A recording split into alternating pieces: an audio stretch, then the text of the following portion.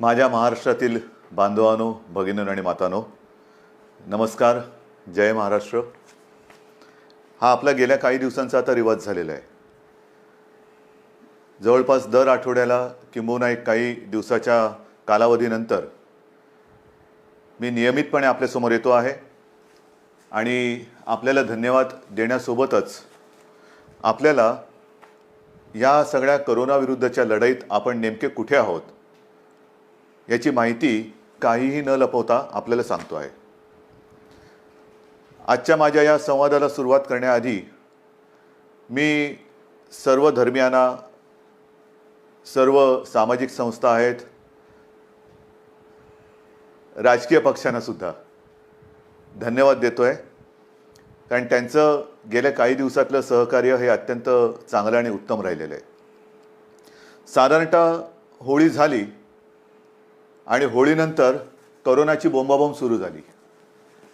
त्याच्यानंतर जे काही आपल्या सगळ्यांचे उत्सव सणवार हे आले ते अत्यंत शांतपणाने आणि शिस्तीने, कुठेही गर्दी समारंभ उत्सव न करता आपण घरच्या घरी साजरे केले. आता 1-2 दिवसामध्ये ईद येते. ईदच्या तर शुभेच्छा माझ्या मुस्लिम समाजातील बांधवांना, माता भगिनींना तर मी आधी देतोच आहे, पण त्यांना देखील विनंती करतोय की आपणही सहकार्य करता आहात.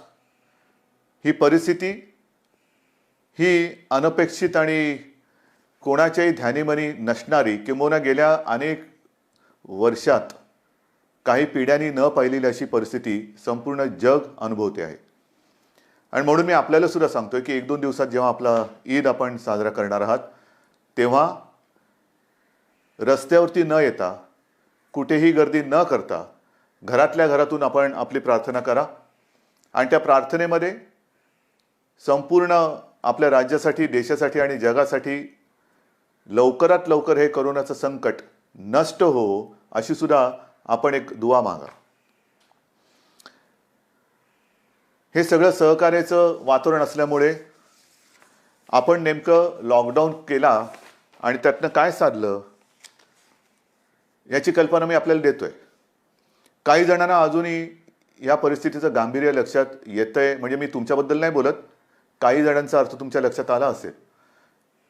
पण आज जी मे महिन्याची तारीख आहे, म्हणजे मे महिन्याचा आता साधारणतः शेवटचा टप्पा, आपण त्या शेवटच्या टप्प्यात आलेलो आहोत. मार्च एप्रिलपासून हे संकट आपल्या अवतीभोवती फिरायला सुरू झालं आणि आत्ता आपण पाहतात की या कोरोनाच्या रुग्णांच्या संख्येत, म्हणजे पॉझिटिव्ह केसेसमध्ये अचानक थोडी वाढ झालेली आहे. मी याची कल्पना आपल्याला सुरुवातीपासून देत आलेलो आहे. हा जो विषाणू आहे हा गुणाकार करत जातो आणि या गुणाकाराला मर्यादा नाही आहे, तो त्याचा तोच ठरवतो. लॉकडाऊन का करायचा, आपण एकमेकापासून अंतर का ठेवायचं, ते याच्यासाठी की याचा प्रादुर्भाव जो आहे तो संसर्गजन्य असल्यामुळे आपण संपूर्ण शहरभर होर्डिंग्स, राज्यभर होर्डिंग्स लावलेली आहेत. शिंकताना खोकताना तोंडावरती रुमाल ठेवा, मास्क घाला, मास्क का कंपल्सरी करा, हात का धुवा, ह्या ज्या काही सूचना आहेत त्या सूचना या पुढचे काही दिवस सुद्धा आपल्याला पाळाव्या लागणार आहेत.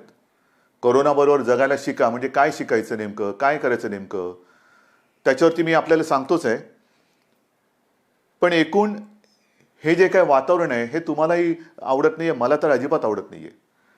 गेल्या अधिवेशनामध्ये आपण आपल्या सगळ्यांची स्वप्न पूर्ण करण्याच्या दिशेने जाणारा एक अर्थसंकल्प मांडला काय, आणि त्या अधिवेशनच या संकटामुळे आपल्याला लवकर संपवावं लागलं. म्हणजे अर्थसंकल्प जाहीर झाला.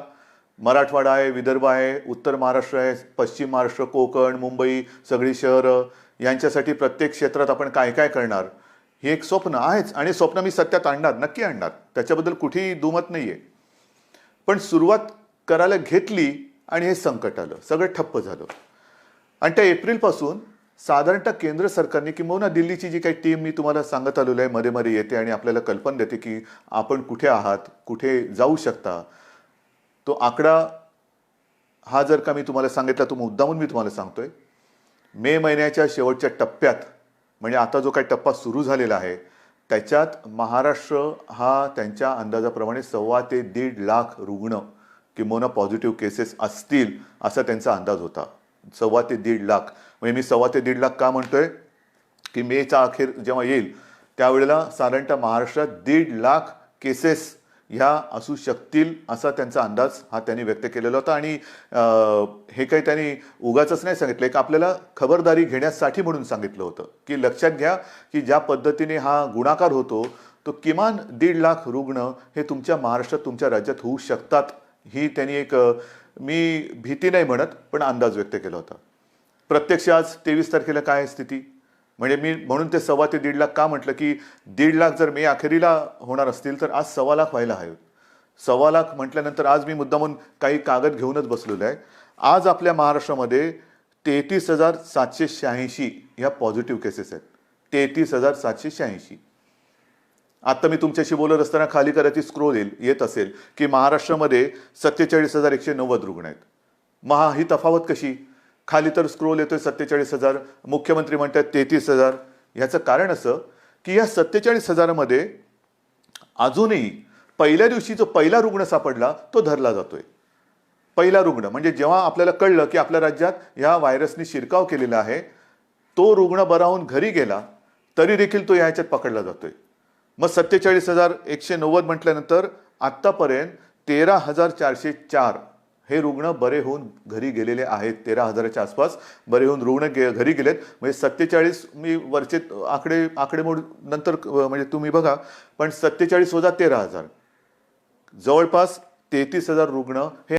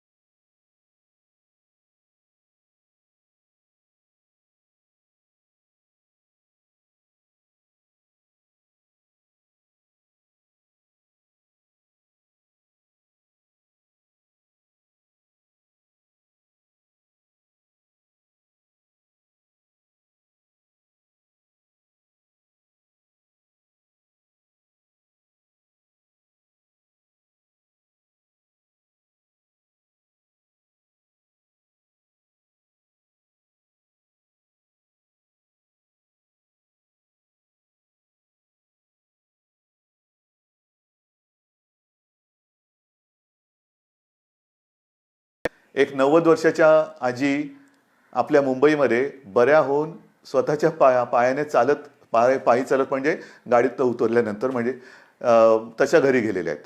म्हणजे अत्यंत छोट्या बालकांपासून नवजात आभ्रकांपासून ते 90 वर्षांच्या आजीबाईंपर्यंत सगळेजण कोविडचा मुकाबला यशस्वीपणाने करतायत. ही एक मोठी जमेची बाजू आहे.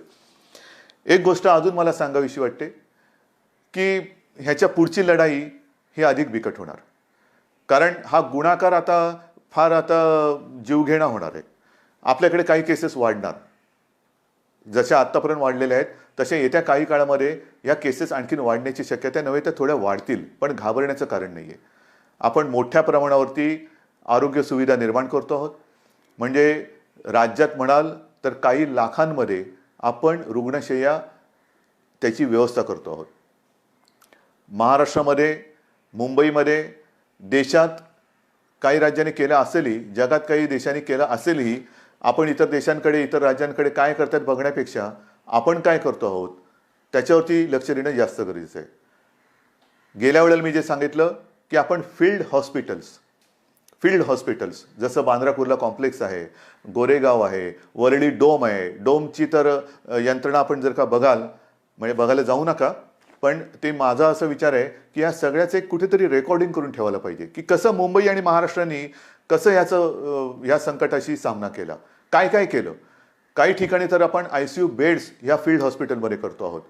आज जी काही थोडीशी एक म्हणजे व्हायला नको आहे, मी पुन्हा पुन्हा सांगतोय, एक रुग्णांची आबाळ होते अशा बातम्या येतात, होतं सत्य आहे. ह्याचं कारण हे संकट एवढं मोठं आहे की कोणाच्याही आकलनात किंबहुना त्याला समजण्याच्या आधी हे एवढं मोठं संकट आलेलं आहे. मग त्याच्यात साधारणतः एप्रिलमध्ये मी जे आपल्याला सांगू इच्छितो, एप्रिल एंडमध्ये आपल्याकडे जे हॉस्पिटल्स आहेत त्याच्यात 1000च्या आसपास बेड्स होते. आज आपण ही हॉस्पिटल्स आणि फील्ड हॉस्पिटल ह्यांची जर का एकत्रित संख्या मोजली तर मे अखेरीस आपण किमान 14,000 म्हणजे आत्ता फील्ड हॉस्पिटलमध्ये 3,000 म्हणजे जवळ आत्ता 7,000 बेड्स आपल्याकडे उपलब्ध आहेत, पण पुढच्या महिन्यात 13,000 ते 14,000 बेड्स हे हॉस्पिटल्समध्ये आपण उपलब्ध करून देऊ शकतो. आता हे बेड्स कसे असतील तर मी मागे आपल्याला सांगितलं होतं की साधारणतः 3 टप्प्यात आपण करतोय.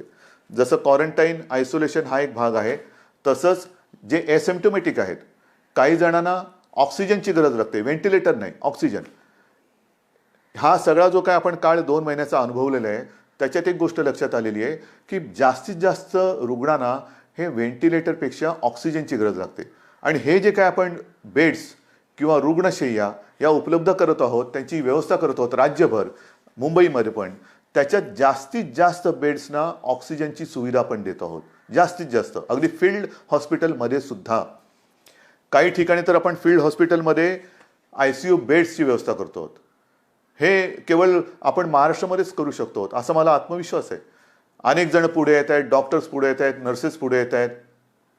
हा सगळा टप्पा आपण ओलांडत असताना 1-2 महिन्यापूर्वी मी तुम्हाला आवाहन केलं होतं की तेव्हा रक्ताचा पुरवठा, थोडासा रक्ताचा साठा आपल्याकडे कमी झाला होता. अनेक जण पुढे आले, रक्तदाते पुढे आले, त्यांनी रक्तदान केलं. ते रक्तदान केल्यामुळे आजपर्यंत आपण विनासायास ह्या सगळ्या उपचार पद्धतीमध्ये रक्ताचा पुरवठा, मग कोविडचे पेशंट आले, नॉन कोविड पण आले, त्यांना देऊ शकलो. पण आता पुन्हा एकदा रक्तदानाची गरज आहे, कारण आज आपल्याकडे साधारणतः पुढचे 8 ते 10 दिवस पुरेल एवढा रक्तसाठा आहे. म्हणून मी तमाम रक्तदात्यांना एक नम्र आवाहन करतो आहे. गेल्या वेळेला आपल्याला थांबवावं लागलं होतं की आता आहे आपल्याकडे पुरेसा रक्तसाठा झालेला आहे, आता रक्तदान करू नका. आता मला पुन्हा आपल्याला महाराष्ट्राला रक्तदानाची गरज आहे, रक्ताची गरज आहे. आणि महाराष्ट्राचं रक्त काय असतं, महाराष्ट्राच्या रक्तामध्येच संकटाविरुद्ध लढण्याची जिद्द कशी आहे ती आपल्याला पुन्हा एकदा दाखवायची आहे. म्हणून पुन्हा एकदा रक्तदान करण्याची आवश्यकता आहे, रक्ताची आवश्यकता आहे. त्याच्याबद्दल मी आपल्याला विनंती करतो आहे की ज्यांची रक्तदान करण्याची इच्छा आहे त्यांनी पुन्हा एकदा पुढे यावं, रक्तदान करावं आणि आपल्या पुढच्या ह्या सगळ्या कदाचित कोरोना पॉझिटिव्ह होऊ शकणाऱ्या आणि इतर सुद्धा जे नॉन कोविड पेशंट आहे त्यांना लागणारी रक्ताची आवश्यकता ही पूर्ण करावी. हे आरोग्याच्या बाबतीत झालेलं आहे. कारण एक महत्त्वाचा मुद्दा, आपल्याला आता पुढे पावसाळा पण येतोय. काल सुद्धा मी आपल्या डॉक्टरांशी व्हिडिओ कॉन्फरन्स केली. त्या व्हिडिओ कॉन्फरन्समध्ये पाऊस म्हटल्यानंतर पावसाचे साथीचे आजार आले, पावसाची इतर काही सगळ्या गोष्टी आल्या. उन्हाळ्यामध्ये एक वेगळी साथ येत असते, पण ती साथ ह्या वेळेला आली नाही. आपल्या सहकार्यामुळे थ्रोट इन्फेक्शन असेल, उन्हाळी सर्दी असेल, ताप असेल, ही साथ तशी आली नाही. पावसाळ्यामध्ये पुन्हा एकदा खबरदारी घ्यायची. उगाचच भिजणं, उगाचच पावसात मजा करणं, तूर्त काही दिवस ह्या गोष्टी टाळायला पाहिजेत. शक्यतोवर सगळ्याच रोगराईपासून आपल्याला लांब राहण्याची गरज आहे. मग स्वच्छ पाणी पिणं, पाणी उकळून पिणं, या गोष्टी त्या अनुषंगाने आल्याच. पण इतर ह्या सगळ्या आजारांपासून लांब राहणं म्हणजेच कोरोनापासून लांब राहणं आहे. एक गोष्ट मी जी तुम्हाला सतत एक गोष्ट म्हणता एक गोष्ट सांगतो, तुम्ही म्हणाल्याची गोष्ट संपते की नाही कधी. तर ह्या सगळ्या काही दिवसांमध्ये अनुभवाला आलेल्या गोष्टी आहेत. प्रत्यक्ष कोरोनाने किती मृत्यू झाले तो एक आकडा आहे, पण त्याचबरोबरीने ज्याला आपण कोमॉर्बिडिटी म्हणतो, मी वारंवार सांगत आलेलो आहे, हाय रिस्क ग्रुप 55 वर्षाच्या वर आणि ज्यांना मधुमेह, रक्तदाब, किडनीचे आजार, इतर काही आजार, ह्या काही गोष्टी असतील, त्यांच्यावरती हा कोरोनाचा व्हायरस जास्त घातक दुष्परिणाम करतोय. आणि त्याच्यासाठी जसं आपण उन्हाळी साथींपासून दूर राहिलो तसंच पावसाळी साथींपासून सुद्धा दूर राहण्याची गरज आहे. मग सर्दी, खोकला, ताप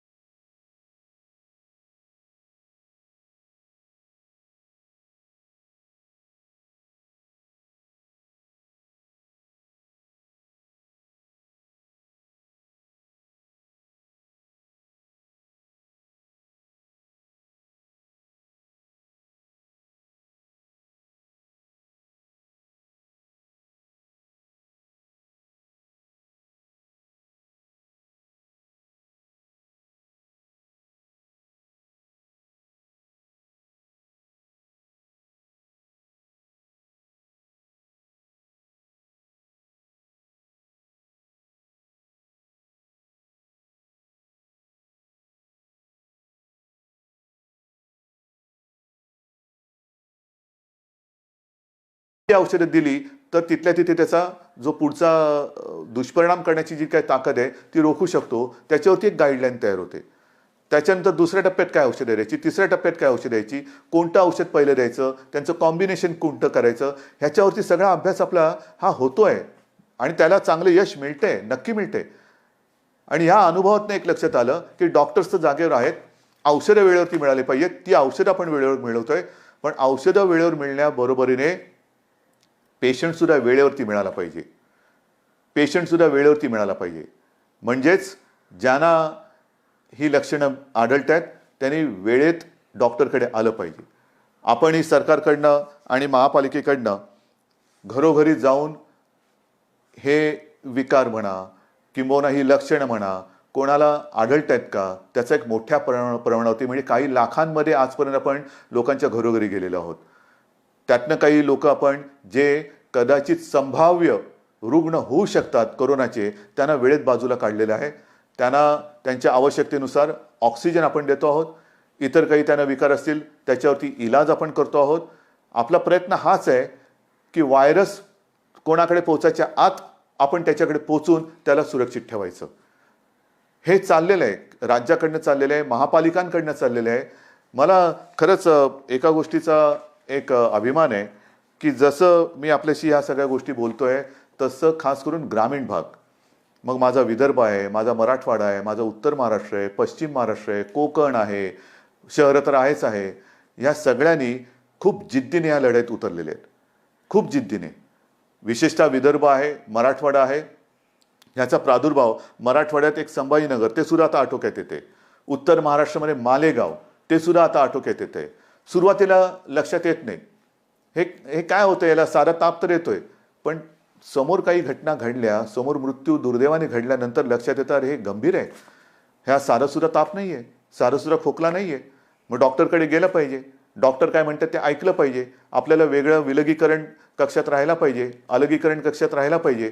हॉस्पिटल्स ही वेगळी केलेली आहेत, कोविड आणि नॉन कोविड असाही विभाग केलेला आहे. पण हा सगळा जो ग्रामीण भाग आहे त्याच्यामध्ये आजही या सगळ्या लोकांनी हा कोविडचा प्रादुर्भाव अतिशय जिद्दीने हा मर्यादित ठेवलेला आहे.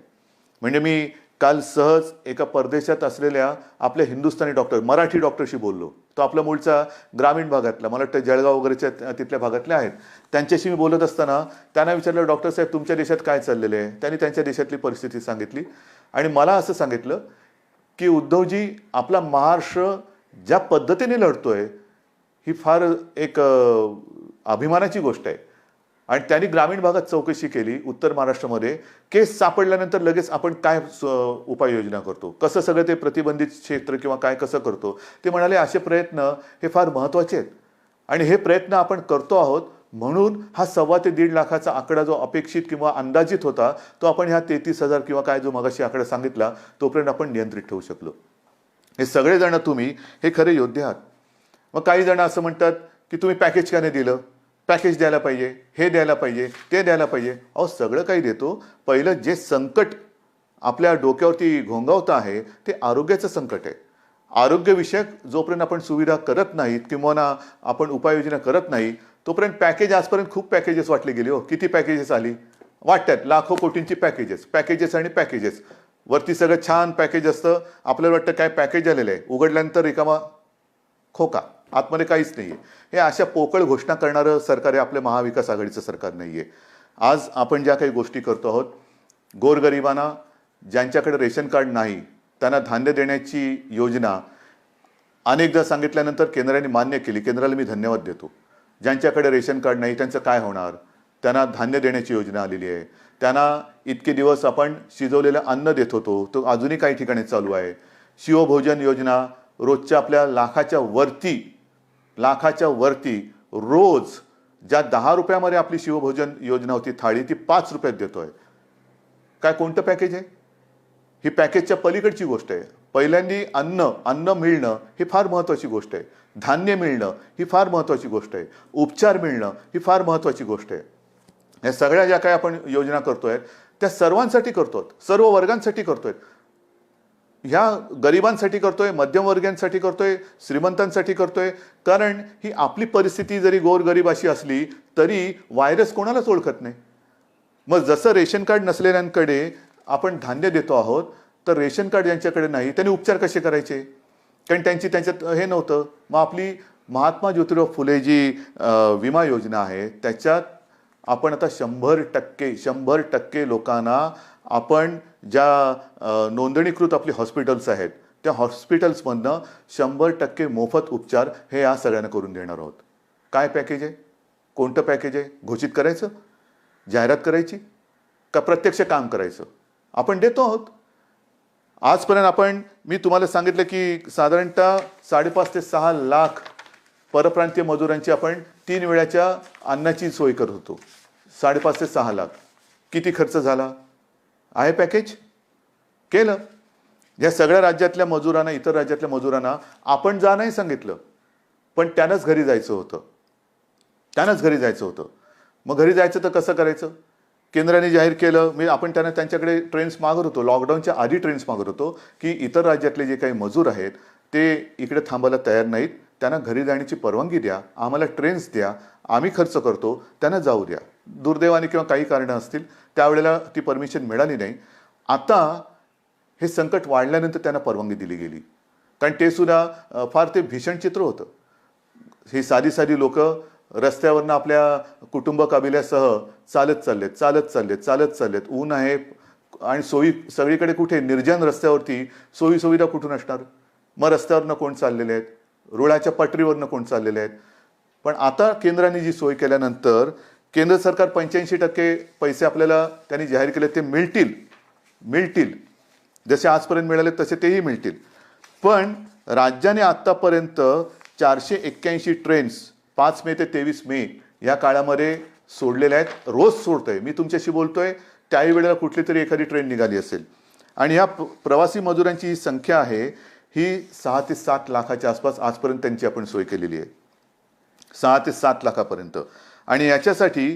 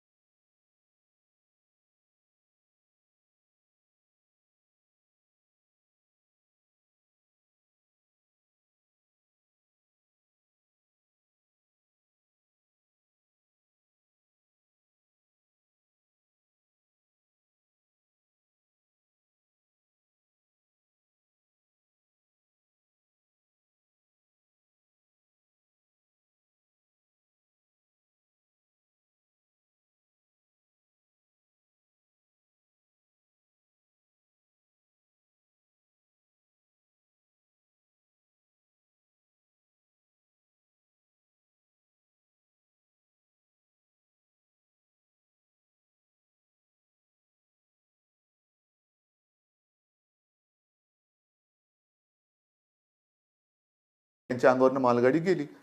कारण रस्त्यावरनं जाता येत नाही, भुसावळला जायचंय, रस्ता कसा कळणार, रुळावरनं चला. तर अशी दिशाहीन एक भटकंती चाललेत. त्या सगळ्यांना आपली एस टी जी आहे, एस टीला ह्यांना सुद्धा सगळ्यांनी मी धन्यवाद देतो. त्या रस्त्यावरनं जाणाऱ्या लोकांना तिथे त्यांनी उचलून त्यांना ज्या स्टेशनवरती जायचं होतं त्या स्टेशनवरती आपण सोडतो आहोत. काही लोकांना तर एस टीमधून परराज्यामध्ये आपण नेतो आहोत. म्हणजे इथे ट्रेनने तर जातातच आहेत, एस टीतून जात आहेत. पण ही सुद्धा संख्या किती आहे? एस टी बसेसच्या आजपर्यंत साधारणतः 5 मे ते 23 मे पर्यंत 32,000 फेऱ्या झालेल्या आहेत. 32,000 फेऱ्या.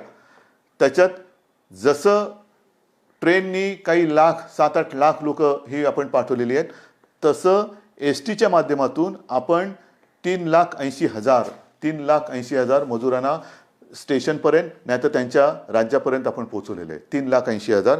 आणि ह्याही वरती साधारणतः शासनाचा खर्च हा 75 कोटीचा आपण आत्तापर्यंत केलेला आहे. 75 कोटी. कुठलं पॅकेज पाहिजे तुम्हाला? पॅकेज पाहिजे इतर देशातनं सुद्धा आणि आता इतर राज्यातनं हवाई मार्गे आपल्याकडे काही विद्यार्थी येत आहेत, काही अडकलेले आपली लोक येत आहेत. ह्या सगळ्यांची सोय आपण करतोय. त्यांना बाहेरून येणाऱ्यांना आपण क्वारंटाईनची सोय करतोय. 7 जूनपर्यंत आणखीन 13 फ्लाईट्सने महाराष्ट्रामध्ये वेगळी नागरिक आणखीन येत आहेत. आजच सकाळी माझं आपले पुरी आहेत म्हणजे केंद्रीय सिव्हिल एव्हिएशनचे मिनिस्टर, त्यांच्याशी बोलणं झालं. आणि त्यांच्याबरोबर सुद्धा बोलताना मी त्यांना तेच सांगितलं की जरा आम्हाला एक अंदाज घेऊ द्या. आम्हाला कोणालाही काही लॉकडाऊन 5 वर्ष आमच्या सरकारने काय केलं? लॉकडाऊन केला हे नाही, हे काय अभिमानाची गोष्ट नाही आहे. आम्हाला हे सगळं सुरू करायचं, उलटं वाढवायचं चांगलं. पण ते वाढवताना खबरदारी घेऊन आम्हाला करायचे. त्याच्यामुळे नेमकं प्रवासी येणार ते कसे येणार, त्यांची खबरदारी तुम्ही काय घेणार, आम्ही काय घ्यायची. एअरपोर्ट सुरू करायचं म्हणजे एअरपोर्टला लागणारा कर्मचारी वर्ग किती लागणार, ह्या सगळ्या गोष्टी आपल्याला करायच्या आहेत, नक्कीच करायच्या आहेत. आताचा जो काय सीझन आपला हा सुरू होतोय तो सीझन एकतर शेतीचा होतोय आणि शिक्षणाचा होतोय.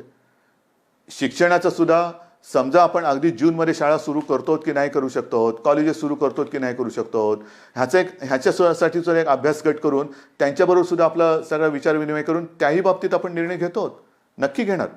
शाळा समजा थोड्या पुढे गेल्या तरी शिक्षण कसं चालू ठेवता येईल तेही बघतोय. अंतिम वर्षाच्या विद्यार्थ्यांच्या परीक्षेचं काय करणार आहे तोही महत्त्वाचा निर्णय. पण एक गोष्ट नक्की की या विद्यार्थ्यांनी आणि त्यांच्या पालकांनी कुठेही अस्वस्थ होऊ नये. तुमच्या सगळ्यांच्या भवितव्याची चिंता ही महाराष्ट्र सरकारला आहे.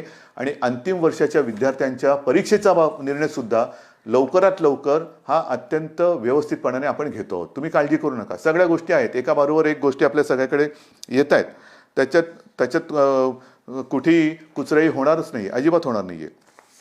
महाराष्ट्राचं अर्थसंकल्प आपलं अर्थचक्र त्याच्याबाबत काय करणार हे मी तुम्हाला सांगितलेलं आहे की जवळपास 50,000 उद्योग आपले सुरू झालेले आहेत. त्याच्यामध्ये अनेक मजूर हे कामावरती आलेले आहेत. रोजगार हमी योजना त्याच्यामध्ये सुद्धा काही लाखांमध्ये मजूर हे काम करायला त्यांनी सुरुवात केलेली आहे. भिवंडी आणि मालेगाव इथला यंत्रमाग सुरू करायला आपण परवानगी दिलेली आहे.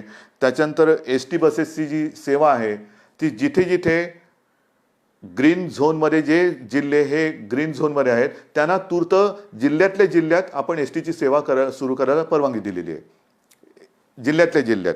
त्याच्यामुळे ती सुरू करतो आहोत.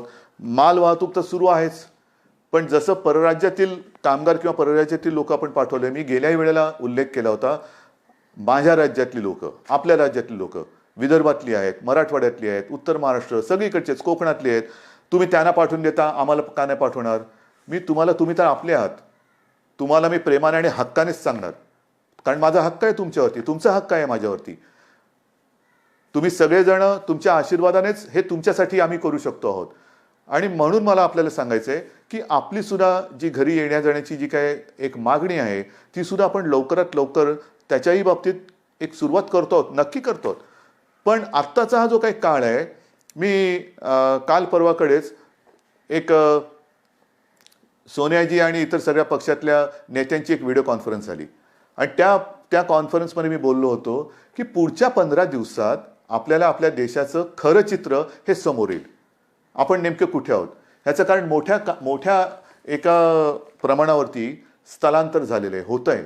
ह्या राज्यातले त्या राज्यात, त्या राज्यातले ह्या राज्यात, आणि मग प्रत्येक राज्यातल्या आरोग्य सुविधा असतील, इतर काही सुविधा असतील, दुर्दैवाने ह्याच्यातनं कोणी व्हायरस घेऊन गेले असतील, मग हे प्रत्येक ठिकाणी ह्या गोष्टी कशा कशा कशा अशा समोर येतील, त्याच्यानंतर आपल्याला देशाचं चित्र समोर येईल. आणि म्हणून अंतर्गत आपल्या राज्यातली, इथल्या जिल्ह्यातली, तिथल्या जिल्ह्यात जी काय प्रवासी करणाऱ्यांची इच्छा आहे त्यांना काही प्रमाणात तर आपण मुभा दिलेली आहे, पण मोठ्या प्रमाणावरती मुभा, त्याच्यात सुद्धा जसं हे एवढे लाख लोक आपण बाहेर पाठवले, तशी आपली सुद्धा नीट आपण कुठे जाणार, काय जाणार, सुरुवातीचे काही दिवस, रोजचं नाहीये, काही दिवस आपण ह्या गोष्टी करून त्याची सुद्धा परवानगी देण्याचा आपण विचार करतो. काही भागात आपण दुकानं उघडतो आहोत, काही भागात आपण ऑफिसेस उघडतो आहोत, हळूहळू या गोष्टी आपण करतो.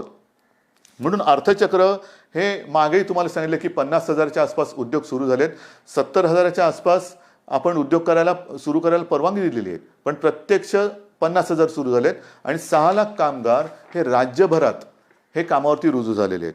चित्रीकरण सुरू करण्यासाठी सुद्धा मी आपल्याला मध्ये आपण वाचलं असाल की नाट्यगृह आहे, नाट्य रंगभूमी आहे आपली, मराठी चित्रपटसृष्टी, त्याच्याबरोबर हिंदी चित्रपटसृष्टी, टी व्हीवरच्या मालिका आहेत, त्यांच्याबरोबर बैठका चालू आहेत.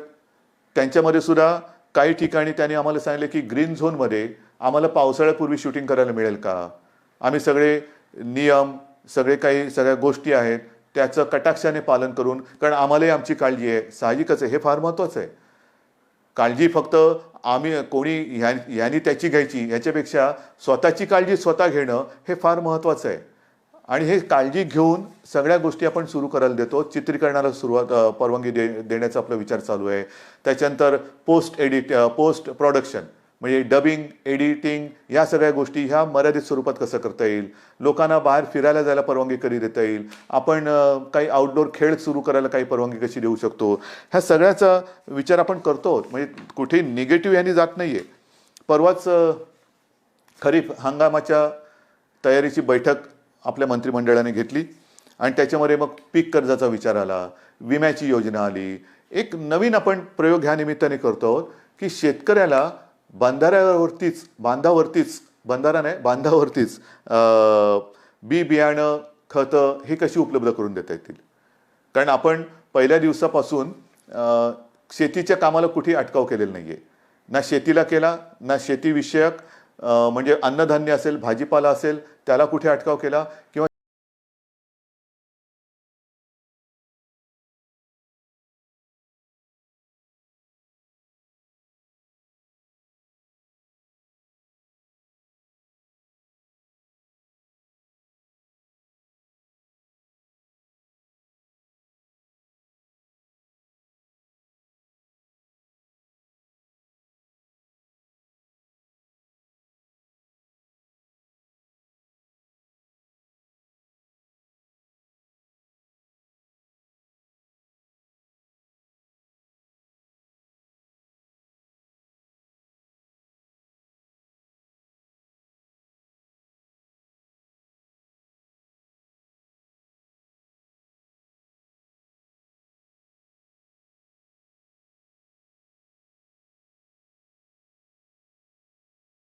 आहोत. आणि हे करताना आरोग्याचा विचार सुद्धा आपण करतो आहोत, कारण तो महत्त्वाचा आहे.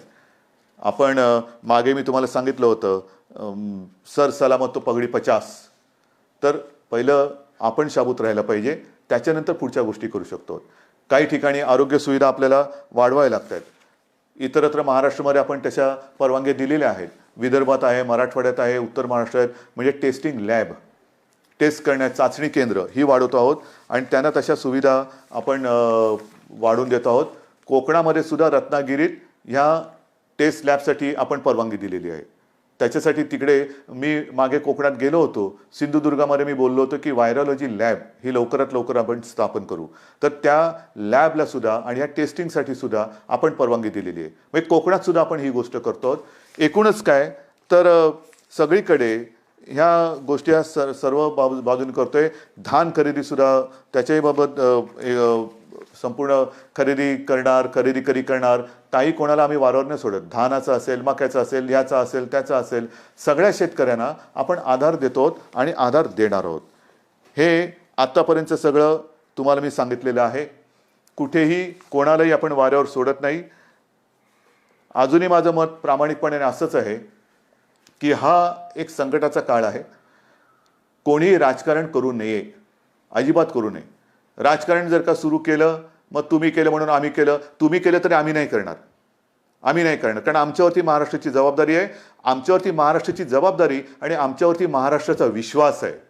जबाबदारी नक्की आहे, पण त्याहीपेक्षा महाराष्ट्राचा विश्वास हा आमच्यावरती जास्त आहे. आणि त्या विश्वासाला मी कधी तडा जाऊ देणार नाही, अजिबात नाही. तुम्ही काही बोला, मी प्रामाणिकपणाने काम करतोय. माझे सहकारी, माझं मंत्रिमंडळ प्रामाणिकपणाने काम करतंय.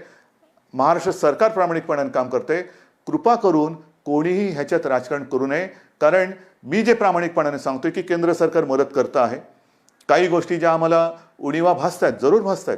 जसं पैशाची भाग आहे, जीएसटीचा मुद्दा आहे, अजूनही पैसे यायचे आहेत, मारू बोंब. इतर काही राज्य सरकारचे पैसे केंद्राकडे अडकलेले आहेत, करू ठणठणाट. सुरुवातीला जसं पीपी किट येत नव्हते, औषधाचा काही बाजू अजूनही थोडासा तुटवडा आहे, करू बोंब, करू मारू. रेल्वेचे पैसे अजूनही आलेले नाहीत. हे अशा नुसत्या जर का गोष्टी आपण बोलायला लागलो तर ही माणुसकी नाही आहे, माणुसकी नाही आहे. मी मागेही बोललो होतो की आता माणुसकी हा सगळ्यात मोठा धर्म आहे. सगळे जात पात धर्म, सगळे सणवार, आपले उत्सव हे जर का घरातल्या घरात साजरे करणार असतील तरी ते घरात आपण साजरे करतायत. म्हणजे मोठे मोठे उत्सव हे सगळी लोक, आता पुढच्या महिन्यात वारी येते, त्यांच्याही बरोबर माझी बोलणी सुरू आहे.